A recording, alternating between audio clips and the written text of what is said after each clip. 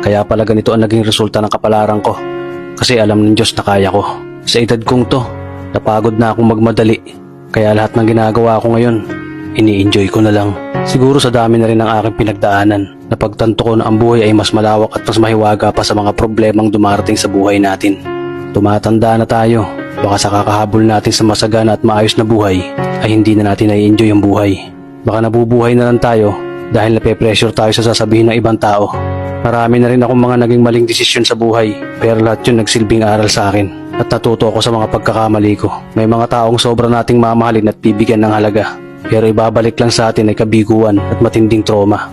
Kaya wag nating lilingunin ng mga taong tulad nila dahil mas payapa kapag hindi ka na interesadong malaman pa kung ano pang balita sa kanila. At wag mong idepende ang sarili mo sa kahit kanino.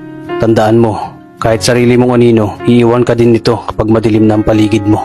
Kailangan natin matutunan na huwag ikumpara ang sarili natin sa iba dahil hindi natin laban ang laban nila. Karera mo to, di nila karera. Dahil ang buhay ay hindi naman nasusukat sa kung sino ang mayaman, kundi kung sino ang payapa.